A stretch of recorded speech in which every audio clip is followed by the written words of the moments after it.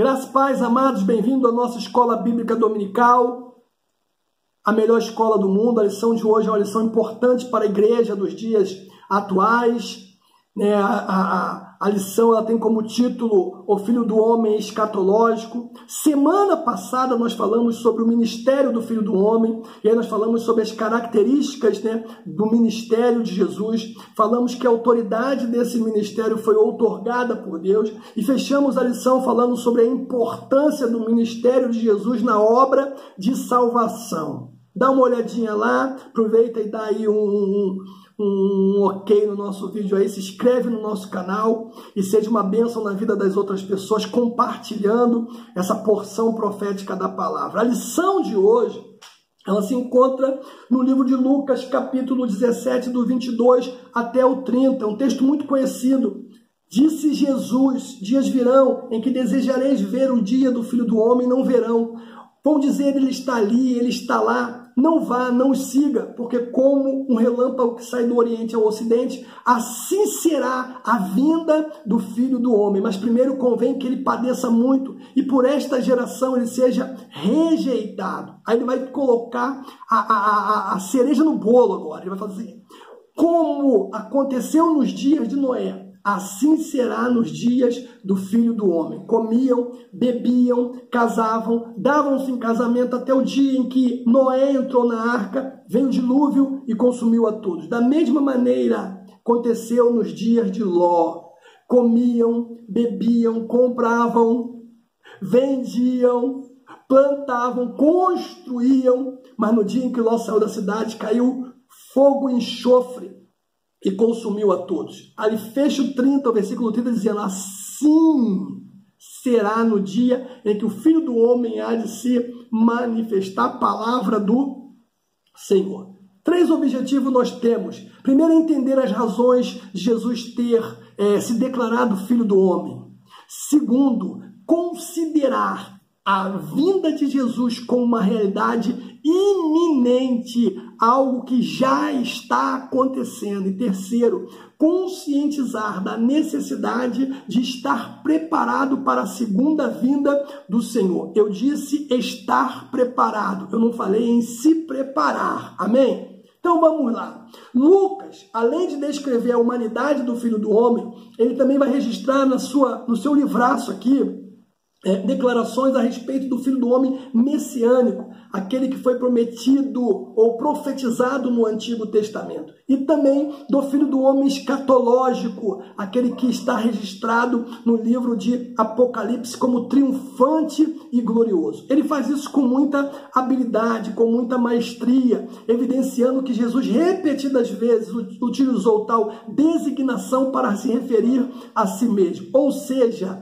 Jesus ele declarou ser o Filho do Homem. Ninguém fez isso, foi ele que fez. Nos 4 evangelhos, Jesus utilizou mais de 80 vezes essa expressão, fazendo autorreferência. Em Lucas, grande parte das vezes, tal designação está atrelada às declarações que ele faz a respeito da sua morte, ressurreição e segunda vinda. Isto faz com que, do ponto de vista teológico, este seja um dos títulos mais importantes atribuídos a Cristo em seu ministério. Deixa eu destacar aqui para você as razões por que Jesus ele com frequência usou essas qualificações. Esse é um dos nossos objetivos. Primeiro, anunciar o advento do Messias. Jesus estava consciente da sua missão, então deste modo, ao se declarar Filho do Homem, ele anunciava que o prometido já estava entre o povo. Segundo, para identificar-se com a necessidade das pessoas. Terceiro, para indicar a sua obra expiatória, como está em Lucas 18, 31 ao 33, tomando consigo 12, diz: subamos a Jerusalém, porque hoje vai se cumprir o que foi dito pelos profetas a respeito do Filho do Homem. Vai ser entregue aos gentios, zombarão dele, insultarão, cuspirão nele, baterão nele, matarão, mas no terceiro dia ele vai ressuscitar. Também para revelar a completa vitória como Redentor e, por último, para apontar o seu senhorio universal. Como Filho do Homem, tornou-se juiz de todos os homens. Essa expressão ela tem origem no Antigo Testamento. E lá ela dá a ideia de alguém que pertence à raça adâmica. Claro que muitas vezes nós vamos se deparar com textos, né? E ele vai enfatizar as limitações da natureza humana. No Novo Testamento, né, tradicionalmente, tal designação, filho do homem, remete à humilde humanidade de Jesus em contraste com a sua divindade. Já nas Escrituras Sagradas, podemos classificar a expressão filho do homem, em referência direta a Jesus, em 3 categorias. Em Daniel, ele é profetizado. Nos evangelhos, ele está a serviço dos homens, morre e ressuscita. E em Apocalipse, ele é glorificado e governa. Daniel 7, 13 e 14 diz assim: eu estava olhando nas minhas visões de noite, eu vi que vinha nas nuvens no céu um do Filho do Homem, ele se dirigiu ao ancião de dias e fizeram chegar até ele. Foi-lhe dado domínio, honra, reino, todos os povos, nações e línguas o adoraram. Seu domínio é um domínio eterno, que não passará, e o seu reino único, que nunca será destruído. Se nós mergulharmos nesses 2 versículos, com sinceridade no coração, nós vamos ver que o que está em foco aqui é a figura do Messias prometido sendo contemplada em sua glória vindoura. Graças a Deus por isso. Olha os pontos que eu marquei aqui. Primeiro, ao Filho do Homem é dado uma glória que só a Deus pode ser atribuída. Olha isso. Foi-lhe dado domínio, honra e reino. O que significa que este homem não era um homem comum. Segundo, há uma previsão de juízo na volta do Filho do Homem. Terceiro, Jesus e o Pai, eles são o quê? Distintos. Enquanto o Filho do Homem é Jesus, o ancião de dias é o Deus Pai, né, que habita na eternidade, como diz Isaías 57, versículo 15. Também, nesses 2 versículos, o Filho do Homem, ele recebe um reino, como está escrito lá em Apocalipse 11, 15. Os reinos do mundo vieram a ser do nosso Senhor e Salvador Jesus Cristo. Já nos evangelhos, né, a revelação do Filho do Homem pode ser separada em 2 momentos distintos. Antes e depois do advento de Cesareia de Filipe, um texto que também você conhece. Jesus está num momento muito especial com os seus discípulos e, de repente, ele pergunta aos discípulos: o que diz os homens a respeito de mim? Aí os discípulos vão responder. Uns dizem que tu és João Batista, outros dizem que tu és Elias, outros dizem que tu és profeta. Aí Jesus volta, pergunta para eles: e vocês, o que dizem que eu sou? E Pedro se levanta debaixo de uma autoridade extraordinária e diz: olha, tu és o Cristo, o Filho do Deus vivo. O reconhecimento e a confissão de Pedro a respeito de Jesus naquela cidade marca um ponto de mudança no seu ministério. Por quê? Porque, primeiro, antes desse evento, Jesus dizia a respeito a si mesmo, falando apenas que ele era o Filho do Homem terreno. Depois desse evento ali em Cesareia de Filipe, são inseridas nas suas mensagens 2 novas observações. Primeiro, o Filho do Homem deveria ser rejeitado por alguns, sofrer, morrer, ao 3º dia ele ia ressuscitar. E posteriormente ele viria como o homem escatológico para julgar e governar no reino de Deus, segundo Lucas 22, 29. Já no livro de Apocalipse, né, essa expressão Filho do Homem significa que ele era o mediador da igreja, como diz Apocalipse capítulo 1, versículo 13, no meio dos 7 castiçais de ouro, um semelhante ao Filho do Homem, vestido até os pés uma veste comprida, cingido pelo peito com um cinto de ouro. As vestes, nesse texto, remetem aos sacerdotes do Antigo Testamento. Os 7 castiçais falam justamente das igrejas da Ásia Menor. Ambos os elementos juntos aludem ao Filho do Homem, né, o sumo sacerdote da igreja que está nos céus perante Deus, como diz Hebreus capítulo 14 ao 16. Na verdade, ele é mediador e juiz, porque Apocalipse 14, 14 diz: e olhei, e eis que uma nuvem, assentada sobre ele, um semelhante ao Filho do Homem, que tinha sobre a sua cabeça uma coroa, e na mão uma foice aguda. 3 elementos que reafirmam que o Filho do Homem é o mediador da igreja e também o juiz de toda a humanidade. Primeiro, a nuvem branca, fala da pureza e da santidade. Segundo, a coroa de ouro, que fala da sua majestade. A terceira, foice aguda, que revela que todos, ou seja, a vida de todos os homens estão em suas mãos. Então esse Filho do Homem que veio, que sofreu, que foi traído, que morreu, que ressuscitou, ele há de voltar, e glória a Deus por isso. Jesus está voltando, e aqui começa a nossa lição de hoje, né? A volta do Filho do Homem. Jesus, irmãos, sempre alertou os seus discípulos e ouvintes sobre a necessidade de estar preparado para a sua segunda vinda. Jesus não fez outra coisa. Jesus só fez isso o tempo todo, como está fazendo hoje.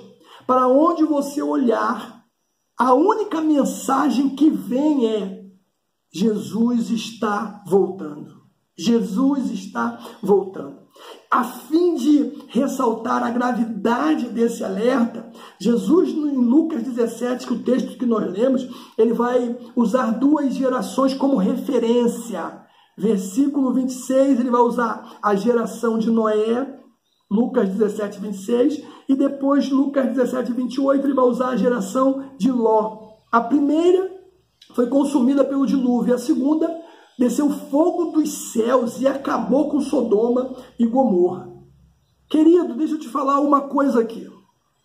Eu não sei o dia, eu não sei a hora que Jesus vai voltar, não tem como precisar quando se dará este dia, mas uma coisa eu sei: Jesus está voltando, que a sua volta é certa, como o ar que nós respiramos. Ele está voltando, meu irmão. Queria que você acreditasse nisso de verdade. Jesus está voltando, a sua volta é certa. E se eu sei que a volta dele é certa, mas não sei quando vai acontecer, eu preciso estar preparado. Não é estar me preparando. Não há mais tempo para se preparar. E como eu sei que alguém está preparado? Primeiro, ele guarda a fé e a vigilância. Jesus alertou os discípulos, né, a serem vigilantes. Jesus falou: olha, vigiai, pois, porque não sabeis o dia nem a hora que há de vir o Filho do Homem. Então, por não saber nem o dia e nem a hora, nós temos que ter uma conduta ilibada em nosso dia a dia. Temos que guardar a volta de Cristo em santidade e com o coração cheio de fé. Precisamos também desejar a volta de Cristo anelante, né, como a igreja de Tessalônica, que recebeu essa mensagem que você está recebendo agora, e eles acreditaram tanto que eles pensavam que o arrebatamento se daria naqueles dias ali. Eu também, assim que nós precisamos estar esperando a volta de Jesus. Segundo, como eu sei que uma pessoa está preparada, é quando ela está cheia do Espírito Santo. Mateus capítulo 25, está ali a parábola das 10 virgens para mostrar o que significa estar preparado. Com esta parábola também aprendemos que cada um de nós somos responsáveis pela nossa conduta espiritual. Eu sou responsável pela minha conduta espiritual, você é responsável pela sua conduta espiritual. As virgens prudentes, elas representam os crentes fiéis, aqueles que esperam de verdade, de fato, a vinda de Jesus em santidade, cheios do Espírito Santo. As prudentes, elas tinham azeite nas suas vasilhas. Este azeite representa a presença do Espírito Santo. Já as loucas, as imprudentes, tinham o azeite, mas era pouco. Pouco não é suficiente, meu irmão. Não é suficiente. A lamparina a qualquer momento pode apagar. As loucas, elas representam, né, crentes descuidados com relação à vinda do Senhor Jesus Cristo. Então, estar preparado é justamente estar com fé e vigilância e estar cheio do Espírito Santo. E por que eu tenho que estar preparado e não me preparando? Porque o advento, ele será num momento de displicência espiritual. Esse momento que nós estamos vivendo hoje. Então, ao comparar a sua segunda vinda com os dias de Ló e de Noé, Jesus ele chama a atenção para duas gerações que não atentaram para as oportunidades de salvação. Os contemporâneos de Ló, de Noé, envolveram-se tanto com as suas necessidades terrenas que esqueceram das necessidades espirituais. E nós não podemos esquecer das necessidades espirituais. Não por outra razão, a mulher de Ló momentaneamente pareceu estar obedecendo à ordem divina, mas em seguida virou-se para ver a cidade de Sodoma, chamando para si um juízo imediato. Ou seja, ela saiu da cidade, o corpo saiu da cidade, mas o coração ainda estava na cidade. Ela estava dividida. Então, Jesus usou esse mesmo tom de advertência para descrever o seu retorno como filho do homem vitorioso. A humanidade ela vai estar tão envolvida com as suas demandas momentâneas e terrenas que o seu coração vai estar completamente displicente ao reino dos céus, à vinda do Messias. E veja, pense comigo se não é assim que está a humanidade. Então, vai acontecer no momento de displicência. Segundo, vai acontecer de forma célere. Jesus fala aqui em Lucas 17 que vai ser como um relâmpago que sai do ocidente para o oriente, ou seja, um fenômeno que vai acontecer de maneira inesperada e repentina, porque eu não sei o momento que acontece, que o raio sai do céu. Eu não sei o momento em que vai acontecer de eu ver um raio atravessando o céu. Você está olhando para o céu e, de repente, do nada, aquilo acontece. Em outras palavras, significa, sabe o quê? Que não haverá tempo para o preparo devido à celeridade com que esses eventos vão acontecer. Meu irmão, não dá para se preparar. Tem que estar preparado. E merece um destaque aqui muito bacana, né?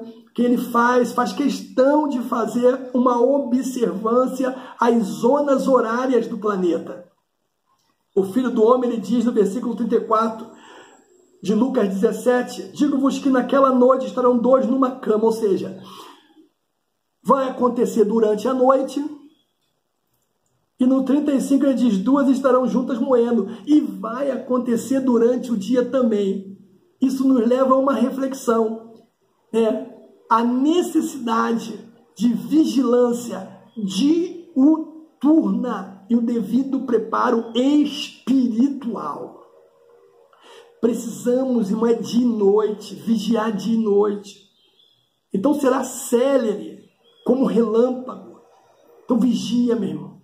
E será gloriosa também, como diz a palavra. O Filho do Homem no grande dia virá com poder e grande glória. Lucas 21, 27. Poder e glória para resgatar a noiva, para resgatar a sua igreja. A sua segunda vinda, todos os seus atributos virão com ele: poder, sabedoria, santidade, amor. Tudo isso vai resplandecer com fulgor diante dos homens. E há de destacar aqui, no entanto, duas facetas deste evento escatológico. Ambas apresentam-se em agudo contraste. Os que preferirem desfrutar dos prazeres efêmeros deste mundo vão amargar a perdição eterna.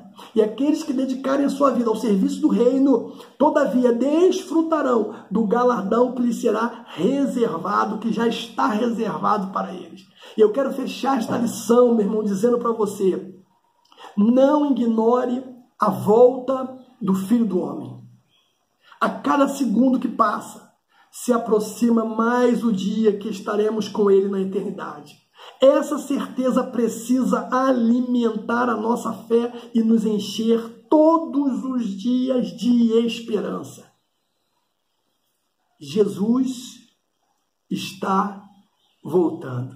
Que Deus te abençoe. Até o próximo encontro, no nome de Jesus.